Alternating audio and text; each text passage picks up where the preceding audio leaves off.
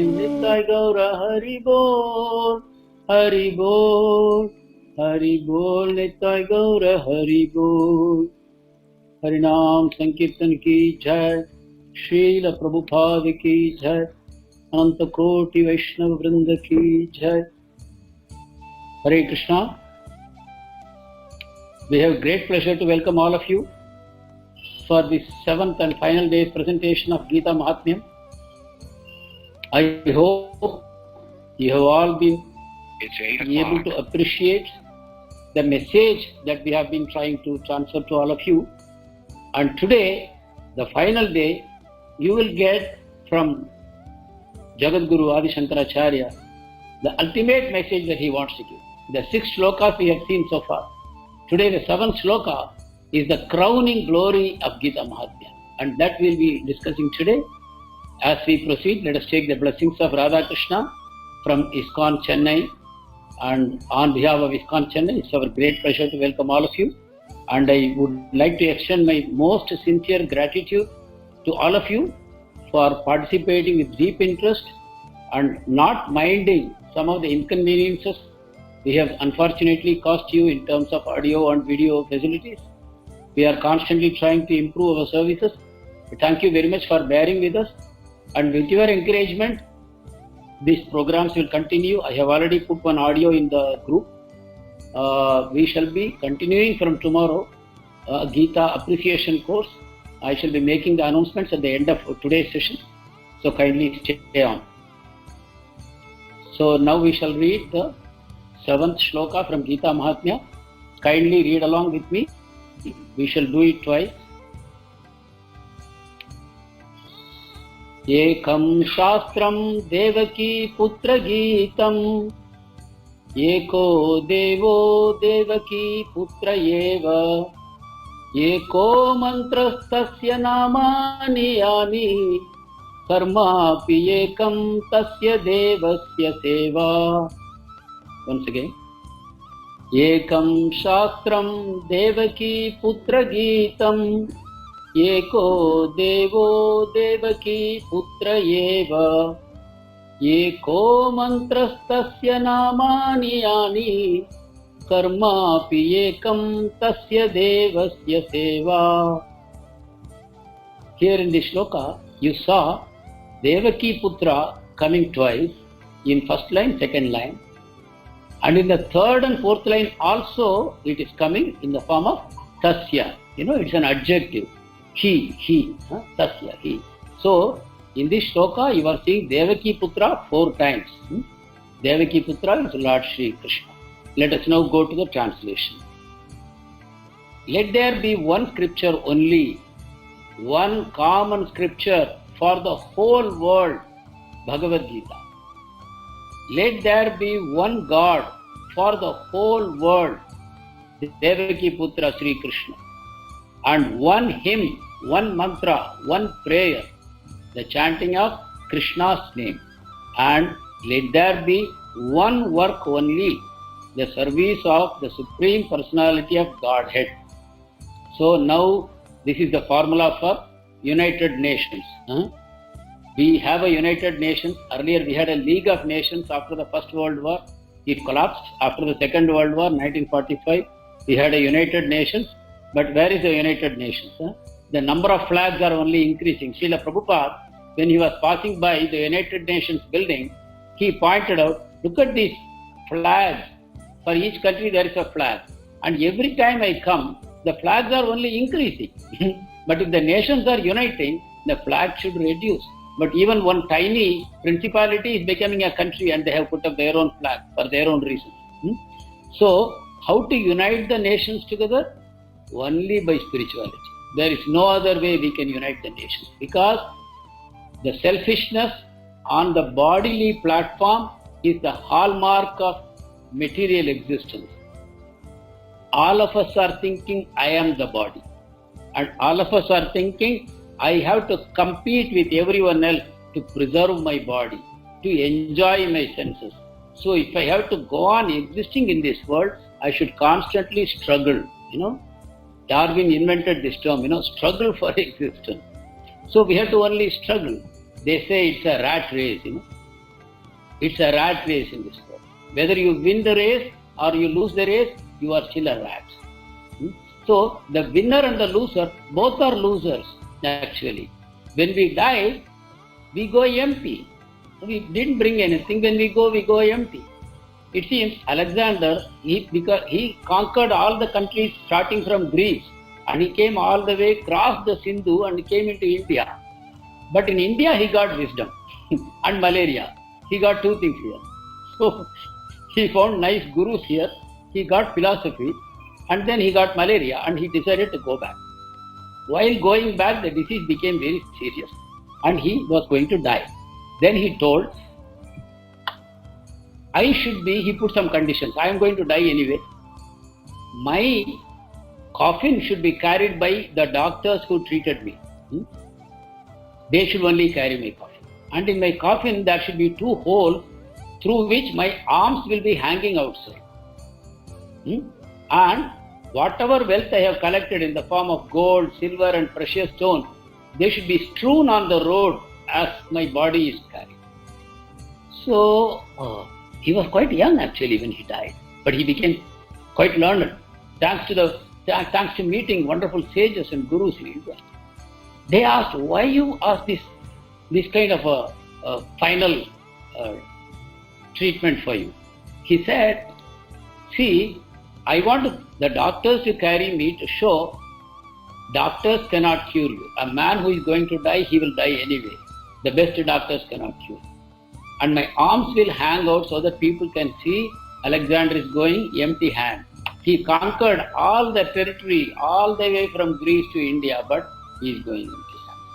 And all the wealth you are throwing out to show all this wealth cannot help him. When he is gone, he goes without anything. And all his wealth is just like pebbles on the street. You are throwing like that. So this is the message he gave. So this understanding that I am not the body, I am a spirit soul, and when I go from this body, the soul carries its punya and papa and nothing else. That is the only wealth we carry when we go from this body.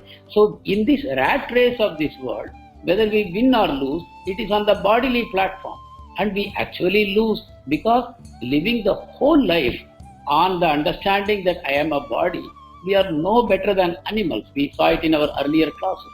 Ahara, Nidra, Bhaya, Maitunam. Eating, sleeping, mating, defending. That is what all the animals do, but man is supposed to be something more than that. Human body is considered as a boat, a special boat that can take you across the ocean of samsara. We are all trapped in this ocean of samsara, of repeated birth and death. And we are in the middle of the ocean. We don't know where is the shore. We don't know how to cross it. So, the Shastras inform us, your body is the boat. You have got now a human body. Use this body and approach a guru.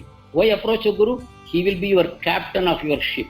Your body is the ship, but unless you have a proper, competent captain, how will you cross? So get a captain. That captain is your spiritual master. And then you need favorable winds to carry the ship in the proper direction. You need winds blowing from the right direction. And let the Shastras be your favorable wind. Bhagavad Gita, Srimad Bhagavatam, the Upanishads, they are all your favorable wind. And okay, but where is the destination? I am in a huge ocean. And where is my destination?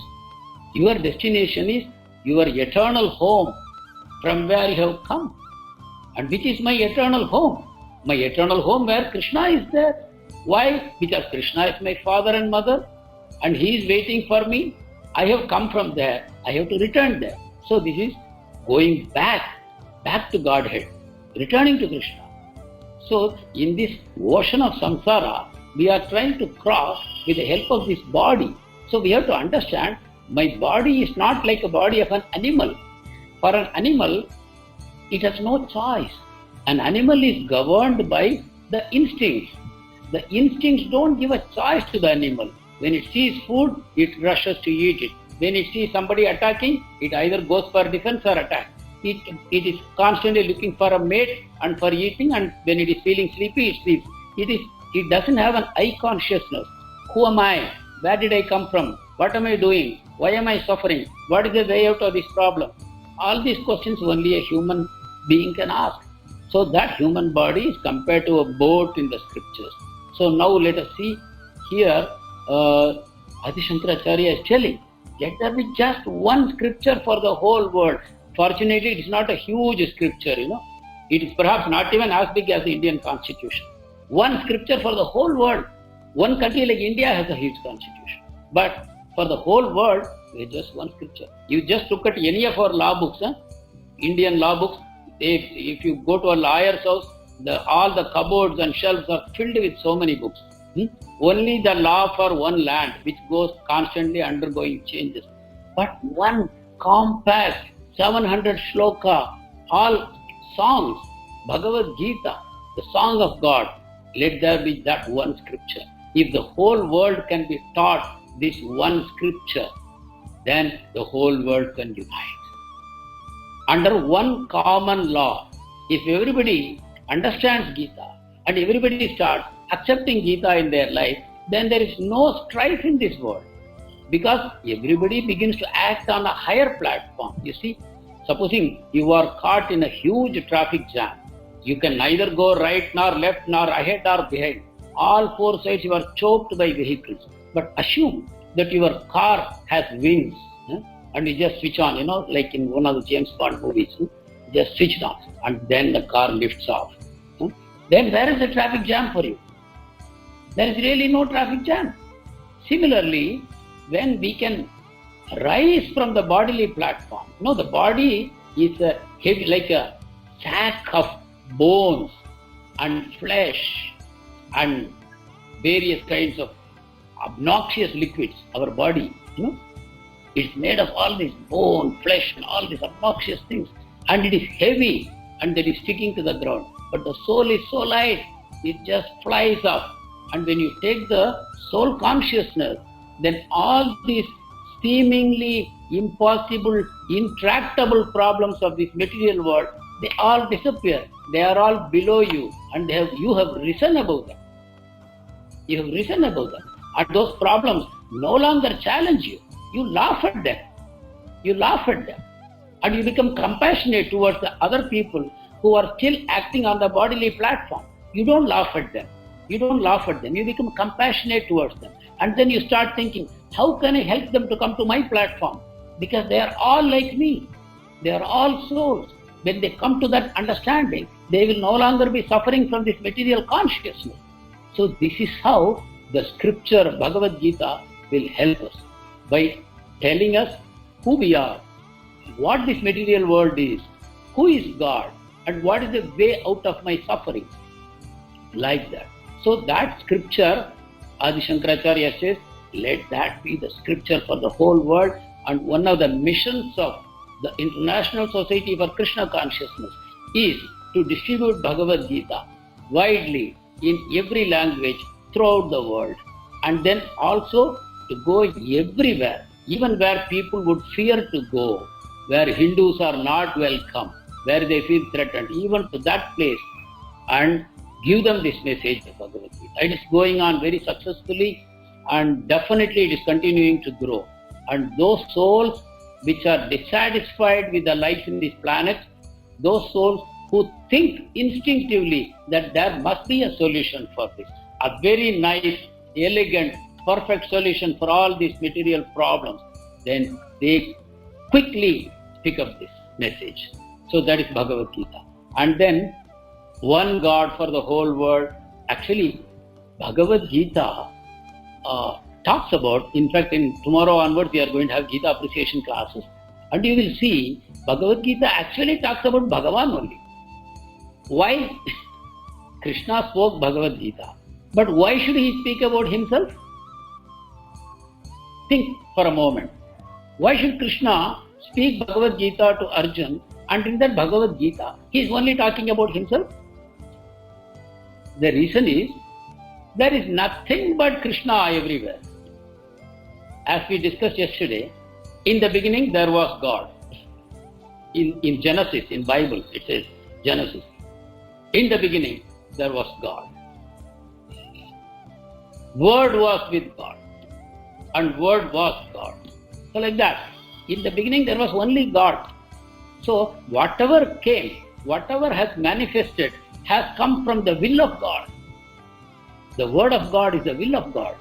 See, if you want to build a house, what you have to do? First you have to collect the money, then you have to bring a contractor, then you have to make the design, then you have to take the necessary approval, then you have to start buying the material, then you have to put labor on the job, and you have to constantly supervise, and the house starts rising slowly, and you have a plan to complete it within 1 year, but then there is a flood or something comes and it goes 2 years, 3 years, whatever. So you want to build something, but you have so many obstacles and you have to wait. But when Krishna wants something,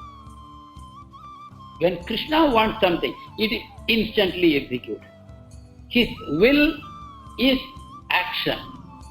What he desires, it instantly comes into being. Should it not be? If he is God, should not his desires be realized instantly? See, we all have a very limited understanding of God. We have not understood the beauty of God. What makes him God? What makes this Paramatma so special over and above all of us Atmas? This whole material creation, you see, it is just by the will of God. It is not like what Darwin says, that some big bang happened and then slowly evolution has painfully come by a series of accidents. It is not like that. Just in an instant Krishna creates, and in an instant Krishna destroys us. So that is how everything that you see this material world is simply an energy of Krishna. Yesterday I told you briefly, it is called Mahamaya, the external energy of Krishna. It is an illusion from Krishna's point of view. But from our point of view, it is not an illusion. If you think it is an illusion, try to bang your head against a wall. Is it solid or it is an illusion? Is it like a vapor? No, you cannot go through the wall. But from Krishna's perspective, it's all an illusion. In fact, the word Maya means that which is not. It's one of the meanings of Maya. That which is not real. But and my body is real, and my wall is real as far as I am concerned. So, whatever we see around us is the energy of Krishna, and my body itself is an energy of Krishna, and my soul itself is also an energy of Krishna. Yesterday I displayed Mahamaya, the external energy of Krishna, and I also talked about Jiva Prakriti, that is the marginal energy of Krishna, that is also an energy of Krishna. Then I talked about Yoga Maya, which is the internal energy of Krishna, or that is the energy by which the entire Vaikuntha planets are created. By Krishna's will, this external, the material world is created by his external energy. The spiritual world is created by his internal energy, which is all perfect, all conscious, Sat Chit Ananda, that is spiritual world. Now your questions are answered. What question? Maybe you have not asked, but it is there in your mind. The question is, why did God make such an imperfect world? Why? So the answer is here. It is not God's incompetence. You should not think God's incompetence, so this world has become imperfect. And you should also not think, like some of the religions teach, oh, God created so many souls, but some souls have become so incorrigible that he throws them into the hell. So many souls, crores and crores of souls, he throws them into the hell. He creates souls and then they become hopeless and he throws into the hell. No wonder people fear that God, a God who is so whimsical, who is not perfect, because he makes souls, but the souls are so imperfect, he is forced to dump them into the hell, and where they will burn forever. What a nonsensical conception of an all-loving God. You think of your own father and mother. Which father and mother will give up on the child? Even if a child becomes a murderer or a thief or a number one rogue who is despised by the whole world, which father and mother will give up on that child? They will say, oh, my poor child, he doesn't know right from wrong. People have not taught him properly. He is so innocent. That's what they will feel. And what about God? A parent is helpless. a father and mother, they love the child. Whatever he may become in his life, they love the child, but they are actually helpless. They cannot transform that child.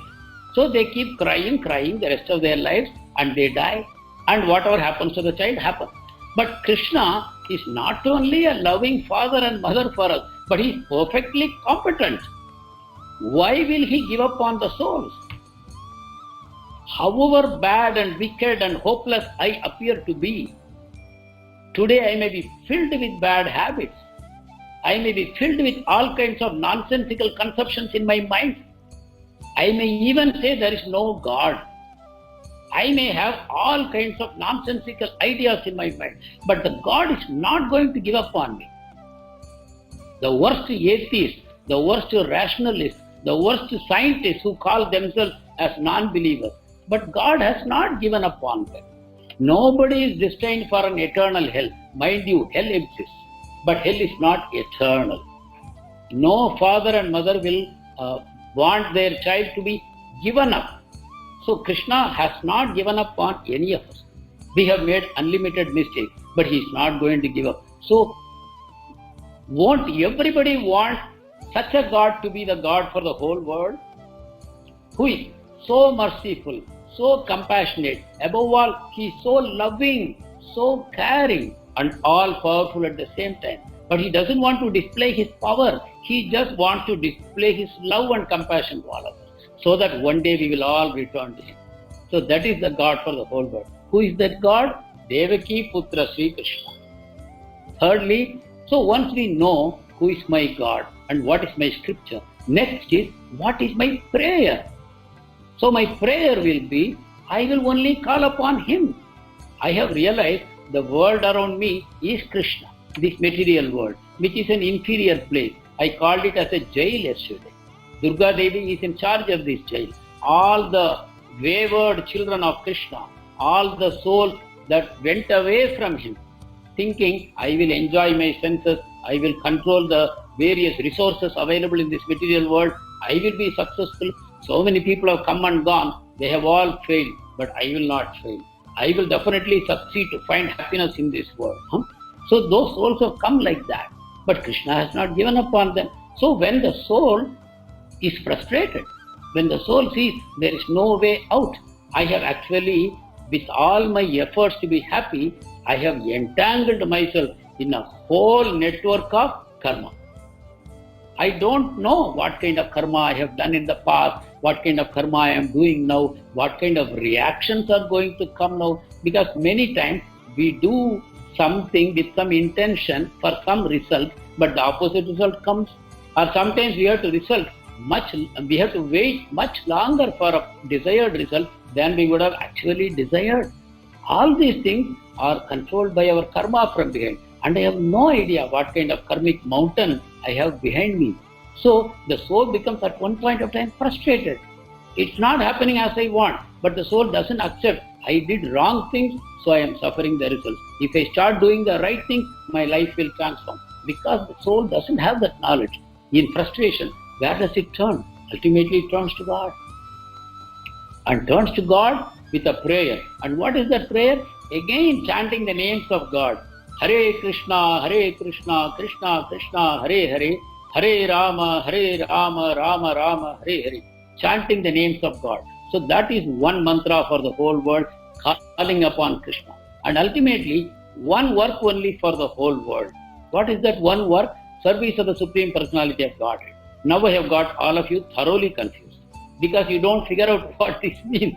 If everybody goes to service Krishna in the temple, number one, there are not enough temples to engage 600 crore population in this world. Okay, we have to build a whole lot of temples. Okay, if everybody goes to serve in the temple, then who will make my food, etc. No, all kinds of doubts will come. But basically, the whole universe, I said the whole universe is Krishna. So you don't have to go to a temple to serve him. The whole universe is Krishna. Wherever you turn, it is Krishna. Your own body is a temple of Krishna, because the Paramatma is sitting inside. So everything is Krishna. Once you understand and accept that concept deeply into your heart, by associating with devotees, by listening to the books, by reading the books, by chanting the Mahamantra, And by worshipping the deity and eating the prasadam and visiting the holy dham, you will develop that consciousness. Those 5 principles what we discussed yesterday. By that, you will understand everything is Krishna. I am a child of Krishna. I am a servant of Krishna. Why? Because I love him. When I love somebody, what do? I serve them. Let's say a boy and girl are in love. What happens? The boy tries to serve the girl tries to serve the boy. After they get married, it's a different story altogether. Or if they are unable to get married, the relationship gets frustrated, then again it's a different story altogether. But as long as they think we are in love, then what do they try to do? They want to see a smile on the face of the other person. When they see a smile on the face of the other person, they become happy. So they are always trying to make the other person happy.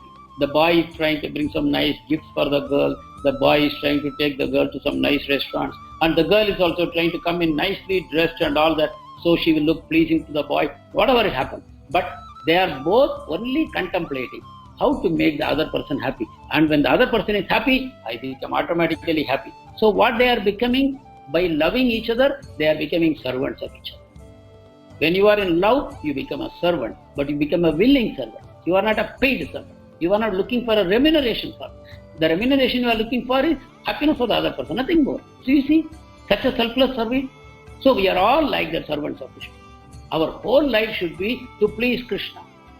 And to please Krishna, I don't have to go to the temple, because Krishna is sitting within me. He is sitting within the hearts of every one of my family members. He is sitting within the heart of my boss, my subordinate, my colleagues. He is sitting within the heart of my neighbors and kith and kin. He is sitting in the heart of my enemies as well. So I have to serve everyone. I have to try and please everyone so that Krishna will be pleased. So my whole work becomes a service to Krishna. Even though I may be going to a job, in my mind, I make God as the head of my family. I am not the head of the family, thank God. Such a big burden I was carrying in my head, it is off now. I am no longer the head of the family. I am simply a servant of Krishna. Who is the head of your family? Krishna is the head of my family. Oh, I see. Then who is running the family? The whole team is running the family. Me, my wife, my children, and whoever is there with me, my parents, all. We are all serving Krishna. And we are all servants of Krishna. Oh, I see. That means all of you are doing the same thing? Everyone is going for a job, everyone is cooking, everyone is serving. No, we have our own roles. Krishna has given us our role. As a wife, I have my role. As a husband, I have my role. As children, they have their role. Everybody plays their role to please Krishna. Krishna has given the roles to us. We just play it nicely to please Krishna. So that is how one work only. I don't work selfishly. Selfishly means on the bodily platform. One should work selfishly, actually. Yeah, we should all work selfishly, understanding that the self is the soul, and the soul is a servant of Krishna. Soul is a part and parcel of Krishna, and it is an eternal servant of Krishna. In that mood, if I constantly work, that pleases Krishna, and that is the work that Adi Shankaracharya is talking about. And this is now Ekam Shastram Devaki Putra Geetam. And this Bhagavad Gita, is it not imperative for all of us to learn this book? Because this is the one Shastra for the whole world. You may ask, oh, until the whole world accepts this Shastra, if I only read, what is the use? Valid question. But beautifully Krishna answers, whoever reads Bhagavad Gita and whoever tries to organize his life, align his action on the lines of what I have taught in Bhagavad Gita, his life will become sublimated. His life will become special. His life will be protected by me. I will make him happy. Ananyas chintayanto mam yejanaha paryupasate tesham nityabhiyuktanam yogakshemam vahamyaham. This yogakshemam vahamyaham we see in LIC symbol that has been stolen from Bhagavad Gita.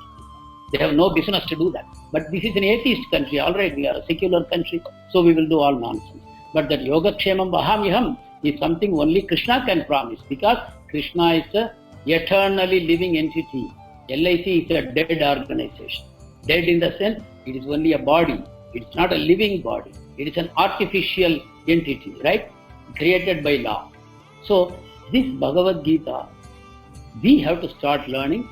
To the extent you learn, to the extent you follow, your life becomes transformed. You don't have to wait for everybody around you to change.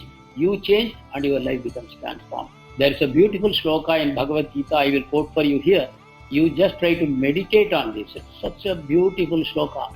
You will understand the moment I tell you the meaning of the shloka that none other than God can speak such a thing. The shloka goes like this. Ye yata mam prapatyante tamstadaiva bhajamyaham mama vartamanu vartante manushyaha partha sarvashaha. Arjun, to the extent that anyone surrenders to me, to that extent I reciprocate with them. This word needs some explanation. Surrender again means immediately we feel there is somebody having a gun at my head. Yeah? But that is not surrender. Why it is not surrender? Because you don't surrender. You are only looking for a way how I can escape from this rascal. He is showing his gun to me, so I will act as though I am surrendering. But I will only wait for a chance to escape. That means in my heart I have not surrendered. I have externally posing as though I have surrendered. But the surrender that Krishna is talking about is not an external action, because Krishna is sitting in everyone's heart. He knows what you are thinking in your heart. If you just demonstrate to Krishna by your external features that I am wearing, see, nice dhoti kurta, I am wearing tilak on my head, I am keeping a shikha, I am chanting the mantra, so Krishna will become pleased. No, Krishna is looking at your heart. Is there a sense of surrender there? And what is that surrender? When you love, you surrender. In love, the surrender happens automatically. Like I give an example of how the boy and girl in love, they surrender to one another. That is the surrender Krishna is asking. So what Krishna says, to the extent you develop love for me, to that extent you will surrender to me. And to that extent you have love for me, to that extent I will reciprocate with you. This is what Krishna is saying. Practically what he is saying is, I want to reciprocate fully with you. But because you are not loving me sufficiently, you are unable to receive my love, what I am trying to give you. I assume there is a huge ocean of milk and everybody carries a vessel and they fill it up. Yeah? If you carry a tiny tumbler, the way they serve coffee or tea today, that kind of cup you take, how much milk you can carry? Even though it's an ocean of milk, but how much milk you will be able to collect? But you carry a bigger vessel, then you will be able to collect more. So we are all vessels actually, in a spiritual term, we are all vessels. The bigger you can make your vessel, the more empty you can make your vessel, the more you can take it. We have filled our vessel with what? Ego. With our ego. We are always looking for other people should respect me, other people should treat me well, I am so good, others are not dealing with me properly. We are carrying that burden. So our vessel is almost like inverted vessel, how it can at all hold any milk. So we have to give up our ego and we have to enlarge our vessel by becoming empty within. Krishna, you are everything. I have now understood. I am nothing. You are everything. In that mood, you are able to receive that love that Krishna is trying to give you. That is what he is saying. Ye yata mam prapatyante tamstataiva bhajamyaham mama vartamanu vartante manushya partha sarvasa. This is the second line of the sloka, which is again so beautiful. None other than God can speak such a language. What he is saying, everyone in this world is coming in my path, Arjun. Why? Because Krishna is everything. You are looking for a car. You are looking for a bungalow. You are looking for a nice wife. You are looking for good children. You are looking for an elevation in your job. You are looking for good health. Whatever it is, you are looking for Krishna. Because everything is Krishna. Because everything is Krishna. Whatever you are looking for is also Krishna. You may worship any other god, saying this god is different from Krishna. But Krishna doesn't feel bad. He says, no, you are also worshipping me only. You take God in any form. You worship God as even a formless God. Whatever you do. But Krishna will say, you are only worshipping me. But you are not worshipping me in the proper way. All right, slowly you will learn. Someday you will come back to me. So Krishna is looking at all of us in this world as coming in his path only. Somebody is coming in the direct path, somebody is taking a devious path, but the paths all lead to Krishna. But we have to be careful. We have to be careful about which path I am choosing. If you love Krishna, why don't you go to him directly? The car, the bungalow, the name and fame, the power and position, whatever you are looking for, it's all Krishna's external manifestations of his energy. We are looking for Krishna's energy. We want to enjoy that. You take the example of Ravana. What did Ravana do? Ram was there and Sita was by his side. And who is Sita? She is nothing but the energy of Ram, the Aishwarya of Ram. She represents the potencies of Ram. And you should try, as a soul, we should try to unite them and feel happiness there. But what Ravana wants? He wants Sita only. He wants Ram's energy. He has no use for Ram. We are all like that. We don't want Krishna. We want Krishna's energies in so many forms. The food we eat is Krishna. The bed we sleep on is Krishna. Whatever we are desiring in our life is Krishna. But Krishna is saying, all right, you are also coming to me indirectly. But once we start loving Krishna directly, how beautiful it is. You make rapid progress. And because Krishna is the source of everything, whatever you are looking for is included in Krishna. And much, much, much, much more. There was a king, he was celebrating his birthday. And he said, call all the citizens. Let them desire anything, I will give it to them. Let them all come. So they all stood in a queue. And they asked, whatever they asked, the king gave. Yes, take. But one old lady was standing in a corner. And she was not asking anything. The king noticed. After everybody had gone, he asked his minister, why this lady is waiting and she has not come to me asking anything. So the minister went and inquired from her. She said, no, I don't want anything. I just want. The king insisted, you have to ask something. She said, I want you to be my son. I love you so much. I want you for my son. The king said, oh, that's nice. Okay, I'm your son. Fine. So she went back. After some time, the king wanted to visit his mother.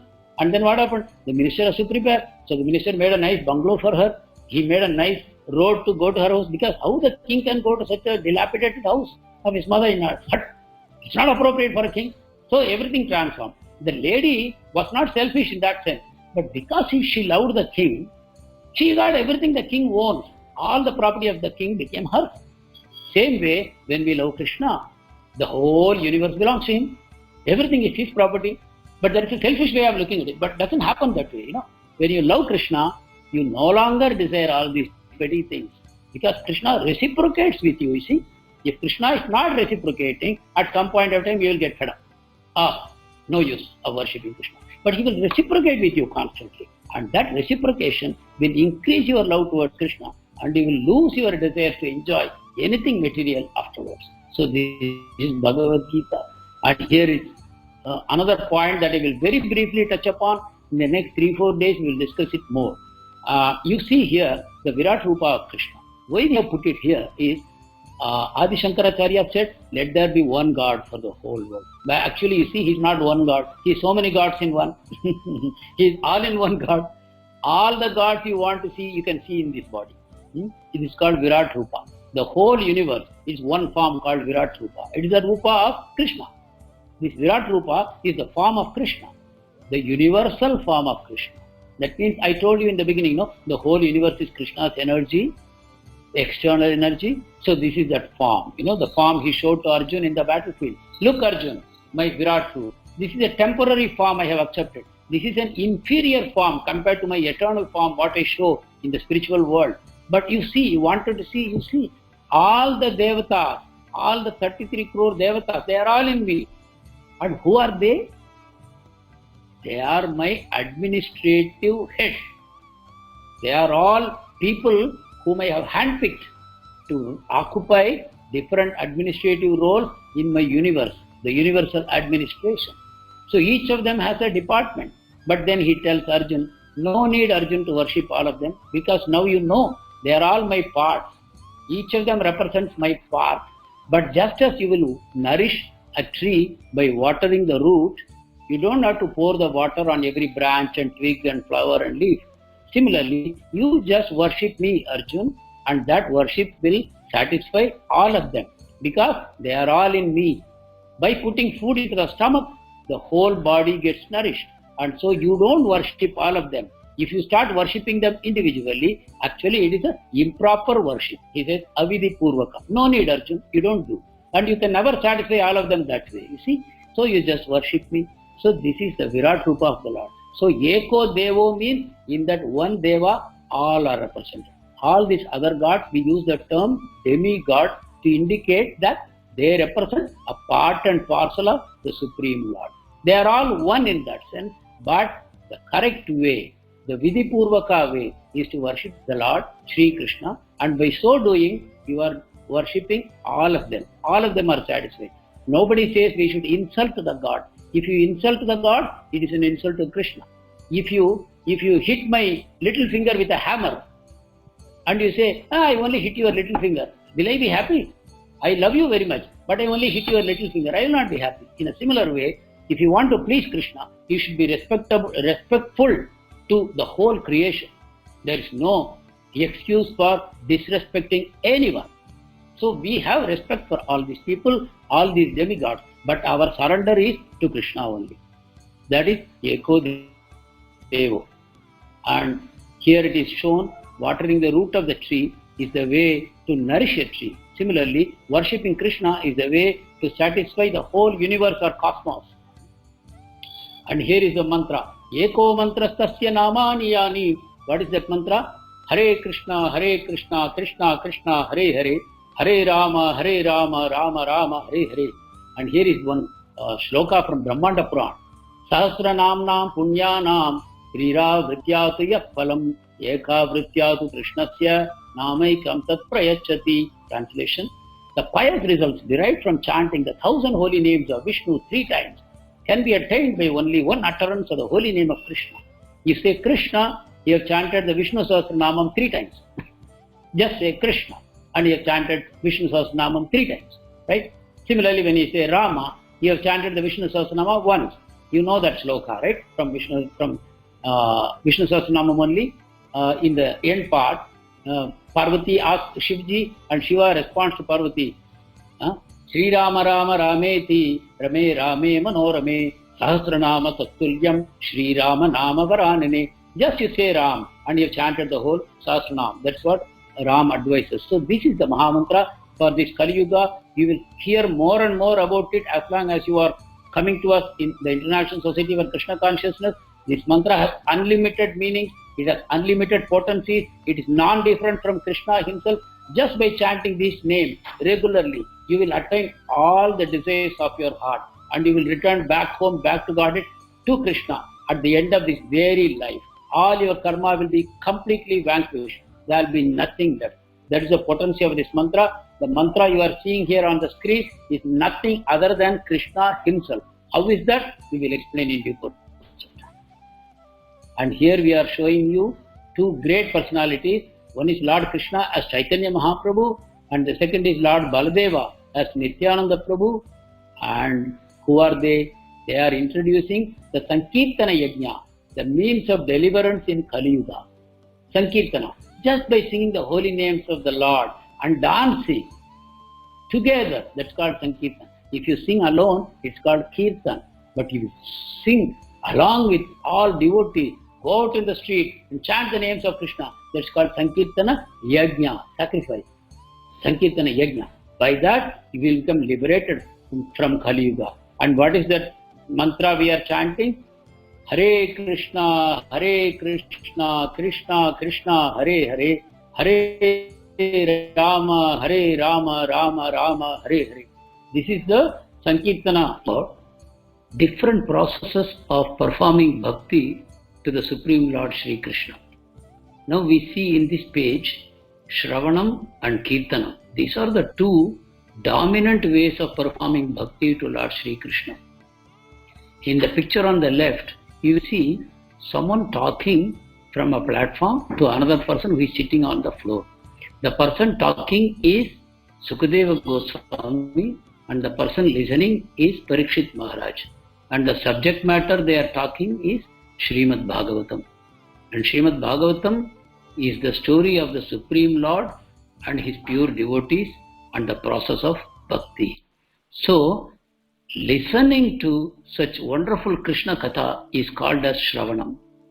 By sincerely and attentively listening to the glories of the Supreme Lord our hearts will become steadily purified and we shall become eligible to join Krishna in Goloka Vrindavan, in the spiritual planet.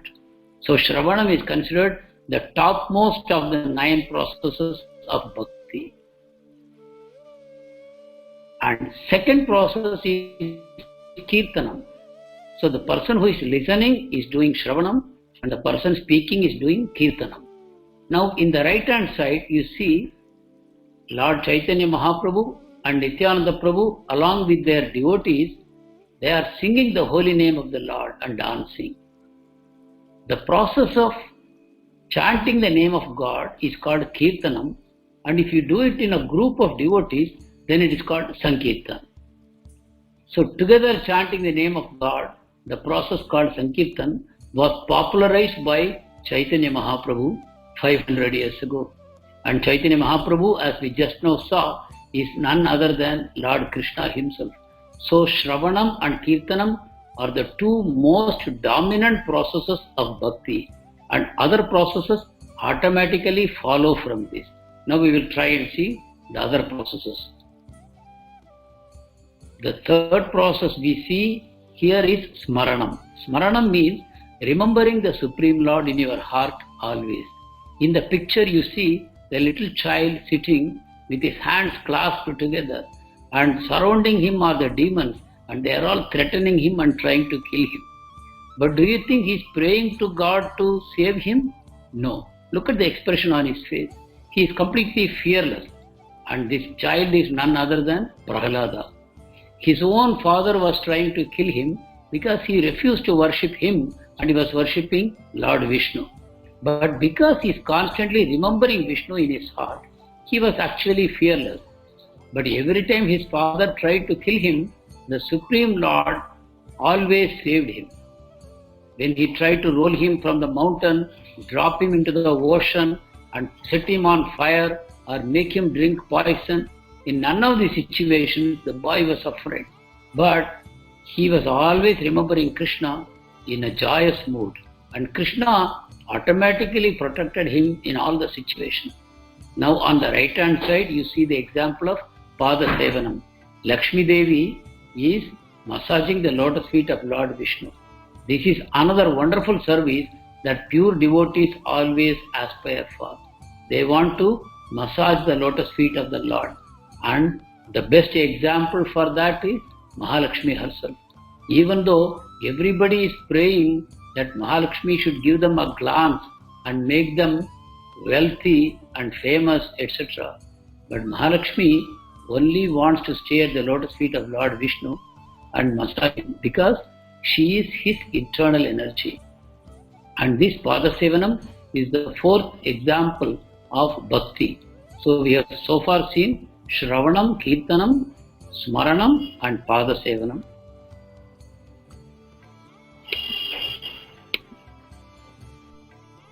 Archana. Archana. To offer tulsi leaves to the lotus feet of the Lord. That is Archana. And then we sing the Krishna Ashtotra and offer, there are so many names, Sahasranama. With that we worship him with tulsi leaves. And that way,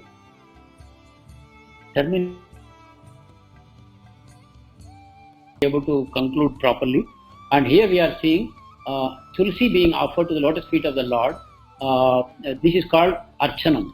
We glorify him with different names.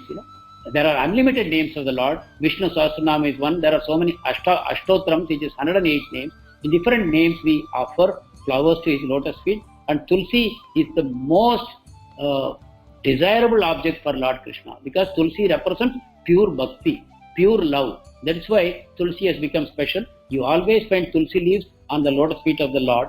Then you see Vandanam, that means we offer obeisances to the Lord, indicating that I am always your servant. I am nobody in front of you. You are my master and I am always your servant. That is called Vandanam.